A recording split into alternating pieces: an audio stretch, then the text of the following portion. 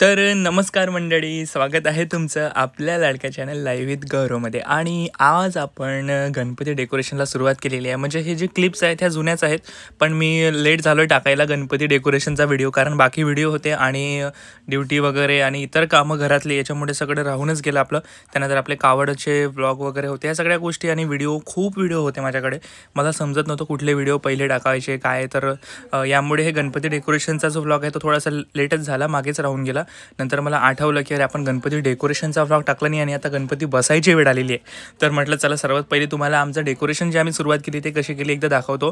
So आम्ही जो काही बेस आहे पहिले तो बनवायचा होता, आणि बेस बनवताना आम्ही थोडं सिमेंट आणि रेतीचा उपयोग करून छान असे जे पाईप्स होते आमच्याकडे जुने मागच्या वर्षीच्या गणपतीच्या डेकोरेशनचे जे पाईप्स होते ते सांभाळून ठेवले होते. तर ते असे क्रॉसमध्ये उभे केले. आता हे क्रॉसमध्ये उभे करण्याचं कारण काय आहे की मला झाड बनवायचं होतं, आणि एक असं जे काही झाडाचं स्ट्रक्चर आहे ते उभं करण्यासाठी बेस मी असा बनवला छोटासा. आणि याला आता मी छान पेपर कवरिंग करणार आहे. पहिले पेपरचे जे काही आपण गोडे गोडे करून असे लावणार आहे. तर हे असे पेपरचे जे फोल्ड करून सगळे असे गोडे जे आहेत ते असे छान चिपकवून घेतलेले आहेत. आणि याच्यावर आपण छान असा जो ट्रेस पेपर म्हणतो किंवा जो व्हाईट पेपर असा पतलासा पेपर येतो एक व्हाईट पेपर, त्याला ट्रेस पेपरही म्हणतात आय थिंक, मलाही कन्फर्म नाही. तर माहिती असेल तुम्हाला तर नक्की मला सांगा, कारण काही काही गोष्टीत मला खरंच लक्षात राहत नाही मी काय आणतोय कुठून आणतोय. जिथे ज्या गोष्टी मिळाल्या त्या गोष्टीचा कसा उपयोग होईल हाच आपण बघतो. आणि कमी बजेटमध्ये चांगलं डेकोरेशन करायचं असतं आपल्याला, त्याच्यासाठी हे सगळं असतं. मेहनत जी आहे ती चालू असते. तर असं हे पेपर्स वगैरे मग त्याच्यावर लावून घेतले आणि छान त्याला मग असं झाडाचं जे काही स्ट्रक्चर आहे ते आलं होतं. पण घरातले म्हणत होते की झाड कमी आणि ते हरणाचे शिंग किंवा ते असं भूतासारखं वाटत होतं थोडंसं. तर मग ते नंतर कलर वगैरे केल्यावर किंवा त्याच्यावर झाडाचे जे काही पानं वगैरे आहेत ते वेली वगैरे आल्यावर ते छान दिसतं.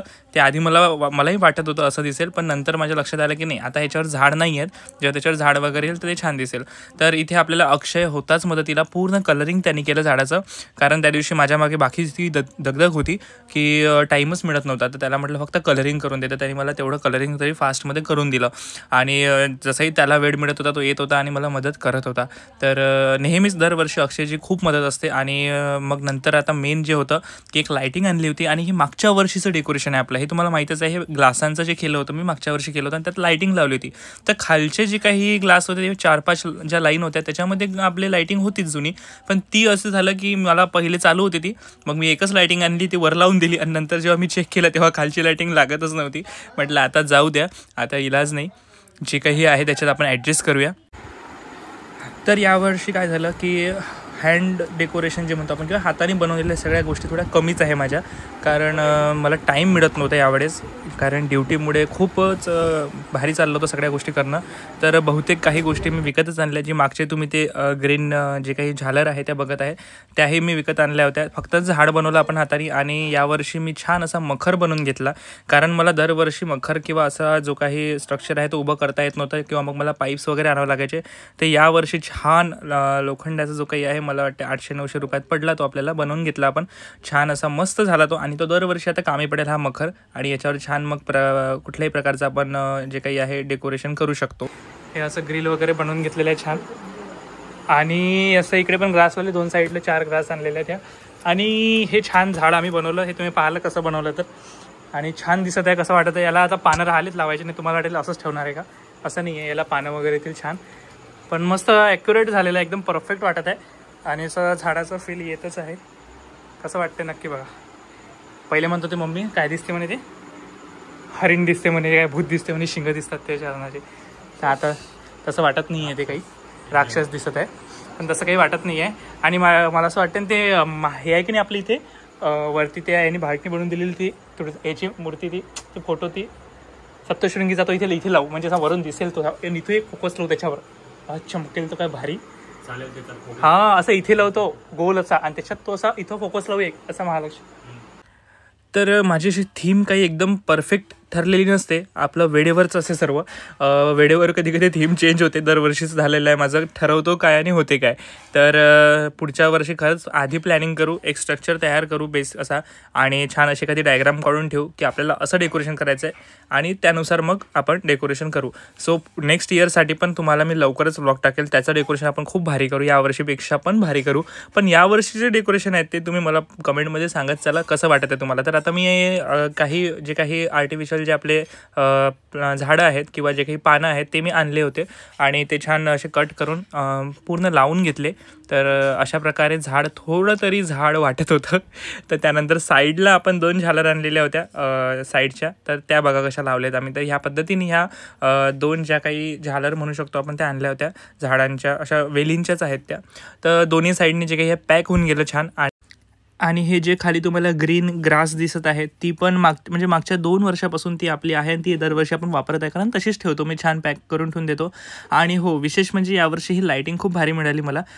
ज्या पद्धतीने आपलं डेकोरेशन होतं त्याच पद्धतीने ही लाईटिंग होती आणि वेलींची अशी लाईटिंग आणि त्यात लाईट लागलेले होते आणि छान तीनही साईडने लागून गेली. आणि यावर्षी खरंच म्हणजे ही लाईटिंग वगैरे याचा खर्च मला खूप कमी आलेला आहे, खूप स्वस्तात 70-80 रुपयामध्ये हे लाईटिंग्स वगैरे मिळाले आपल्याला. तर खूप भारी आणि खूप मस्त झालेलं आहे. कमी बजेटमध्ये थोडं चांगलंच डेकोरेशन झालेलं आहे. पण आणखी मेन ज्या गोष्टी आहेत की ज्या पद्धतीने हे मी विचार केला होता की डेकोरेशन करायचं आणि ज्या गोष्टीसाठी करायचं होतं ते अजून बाकी आहे, तर तेही तुम्हाला दाखवतो पुढे. सो हे जे झाड आहे हे आपण असं छान याला रुद्राक्षाच्या माळा ज्या आहेत किंवा जे काही राख्या होत्या विकत आणलेल्या मी, एक 12 राख्यांचा असा सेट आणला होता छोट्या छोट्या. तर त्या राख्या मी इथे छान बांधून घेतल्या. म्हणजे पूर्वीचे जे झाडं असायचेत ना त्याला लोक असे धागे बांधायचे, इच्छा म्हणून आपली मनोकामना सांगायचे. तर असं हे नवसाचं झाड किंवा इच्छापूर्तीचं झाड आहे की ज्याला धागा वगैरे बांधायचे लोक, तर त्यानुसार ते झाड आपल्याला दाखवायचं होतं. तर असं हे आपण झाड इथे दाखवलेलं आहे ज्याला धागे वगैरे बांधलेत लोकांनी आणि ते झाड खूप प्राचीन आहे, खूप जुनं झाड आहे. तर असं हे झाड आपल्याला दिसत आहे आणि छान इथे मला त्या जुन्या, म्हणजे मी बहुतेक जुन्या गोष्टी ज्या आहेत त्या वापरत होतो. लाईटिंगसुद्धा काही फक्त एकच नवीन आणली, बाकी सगळ्या जुन्याच लाईटिंग होत्या माझ्याकडे चांगल्या, त्या वापरल्या. त्याच्यानंतर इथे वेली ज्या होत्या ह्या सर्व जुन्याच होत्या, त्याही आपल्याला परत कामी पडल्या. सो मेन आपले होते आता नवनाथ. तर इथे नवनाथ थोडे म्हणजे मी ऑर्डर दिली होती पण ज्या पद्धतीने मला हवे होते त्या पद्धतीने एकदम परफेक्ट मिळालेलं नाही आहे. एक तर मातीची मूर्ती, त्याच्यात फिनिशिंग जमत नाही म्हणे.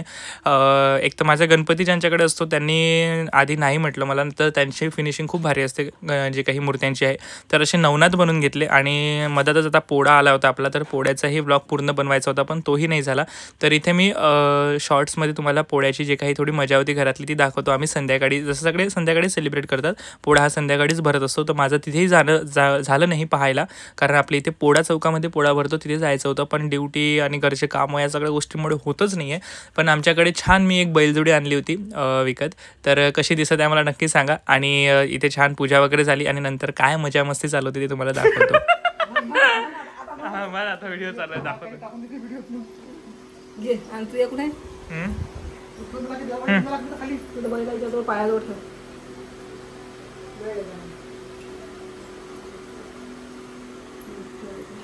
तू शेवटी हाताने द्या, बैलाच्या पायाजवळ ठेवायच्या.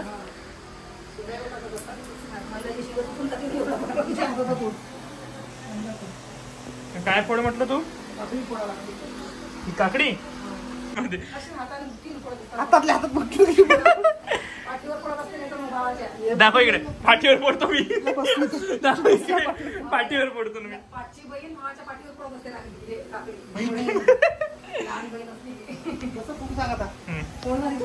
हाताना अशी मुठीनं अशी फोड अशी पाठीवर फोटो म्हणते ना, तिची मम्मीची पाठीवर आहे त्यांची.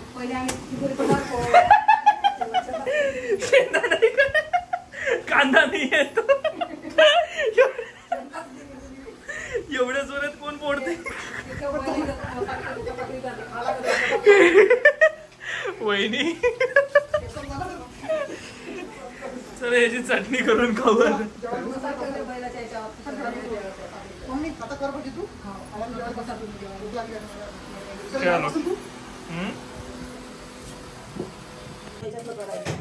आज सर्व कामाला लावलेत आम्ही.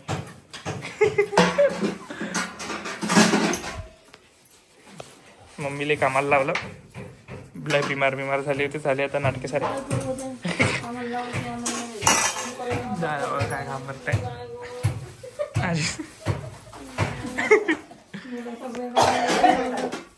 मग कोण आवरेल? टाकून दे झाडू टाक. तर सकाळी सकाळी मी 7ला उठलो होतो आणि पहिले हेच आवरून घेतलं सगळं. बघा आता किती क्लीन आणत आहे. हा इकडे आपल्या दादाचा फोटो आणि ते इतका गायडा होता, आता थोडं क्लीन झालं पण तरी हा पसारा कितीही उचलायला गेला तरी उचलता येत नाही, पप्पा गाला करतात या कोट्या वगैरे. इकडचं पण थोडंसं आवरलं होतं, पण आता ते गाठा दिसतोच थोडा बाहेर येतो. इतका सगळा पसारा निघालेला आहे गणपतीच्या साफसफाईमध्ये सगळा. हळूहळू हळूहळू चालू आहे, तर काहीतरी करायचं आहे. तर हे आपलं डेकोरेशन आहे गणपतीचं.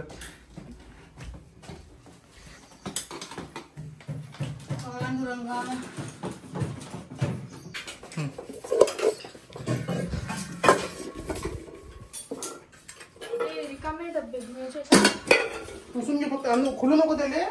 अंदरून चांगलं पुस फक्त बस.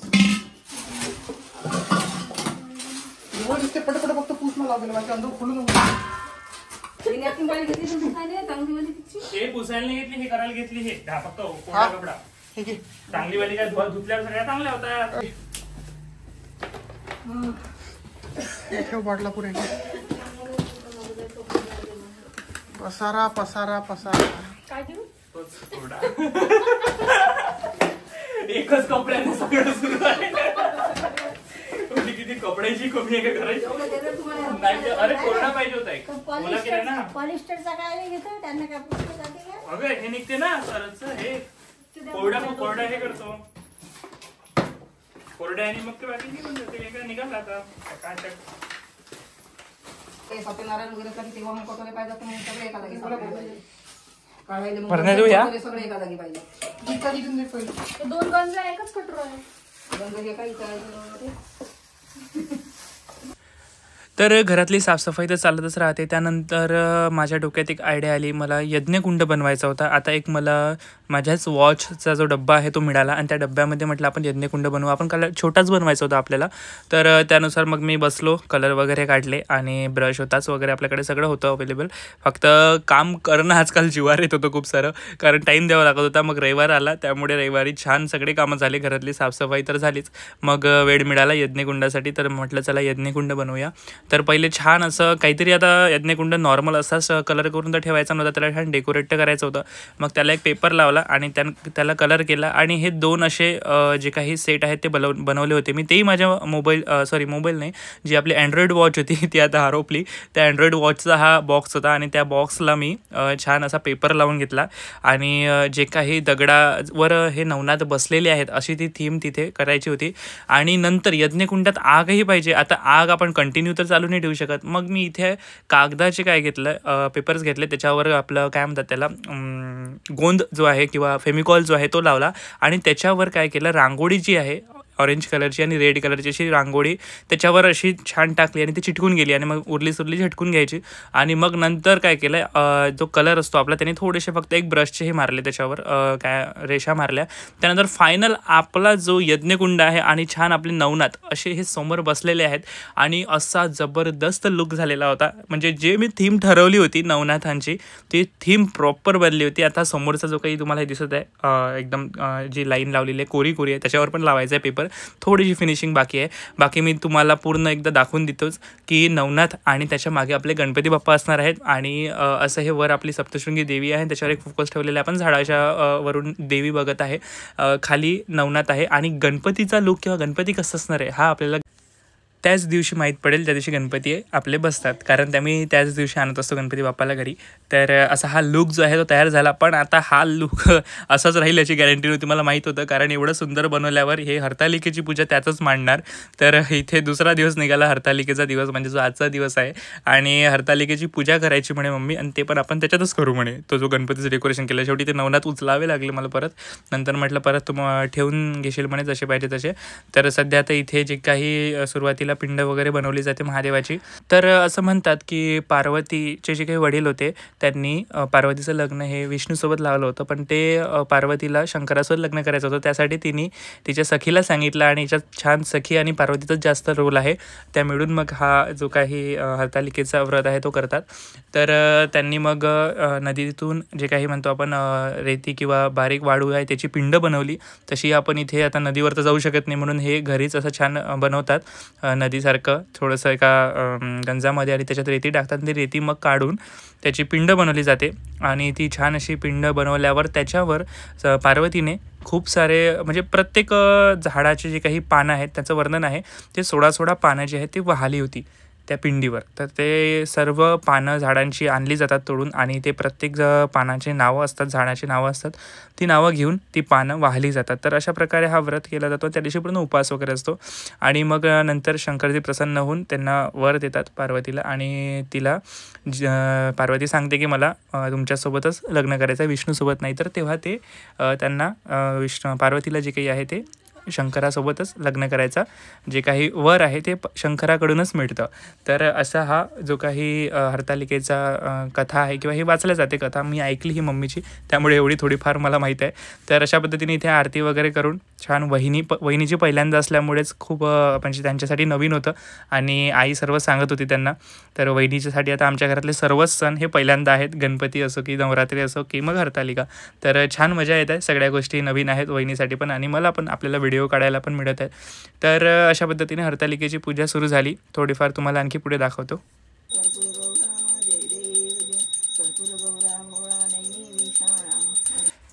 तर वहिनीची ड्युटी असल्यामुळे आणि पूजेचा टाईम हा 1च्या आतच असल्यामुळे यांनी सकाळी 6ला उठूनच पूजा सुरू केली आणि 8-8:30पर्यंत पूजा संपवून पण टाकली. एवढ्या सकाळी पूजा चालू केली मम्मी आणि वहिनीनी. आजीची तर आंघोळ वगैरे सगळं बाकी होतं, मग आजी आली नंतर. तर तिघींनी मिळून मग छान अशी पूजा वगैरे करून आरती वगैरे केली.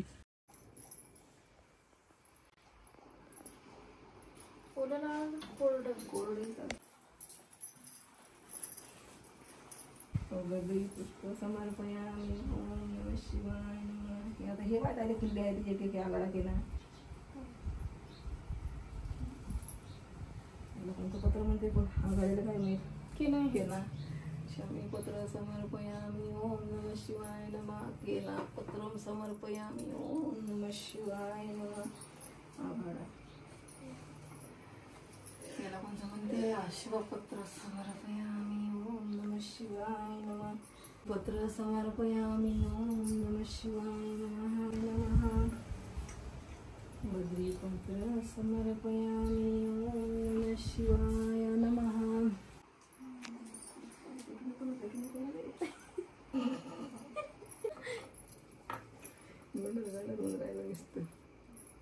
सखी कुठं फळाची. जय देव जय देव जय मंगलमूर्ती. ओ श्री मंगलमूर्ती. नाचे देवा अंबर गरजती. नाचे गणपती. शंकर पांढर मस्तकी वाळा. ते दुनिया जळ निर्मळ वाई दुर्जुळा. जय देव जय श्री शंकरा. ओ स्वामी शंकरा. आरती ओवाळू आरती ओवाळू तुझ कर्पूर गौरा. जय दीपक के. जय देवी हरतालिके. हर अर्धांगी वसती. दाशी यज्ञ माहेराशी. तेथे अपमान पावसी. यज्ञ कुंडी गुप्त होशी. जय देवी हरतालिके. सखी पार्वती अंबिके. आरती ओवाळी ते ज्ञान दीपक के. जय देवी मोठी. उग्र तपचर्या मोठी. आचरती उठाऊठी. जय देवी हरतालिके. सखी पार्वती अंबिके. आरती ओवाळी ते ज्ञान दीपक के. तमाशा झाला आहे बा दादावर. ये मला इकडे फोटो काढायला काय ऐकल्या काय सासूले झोके भेटते मग थोड्या वेळापुरते नंतर नाही. चला झाली हरतालिका. सासूले झोके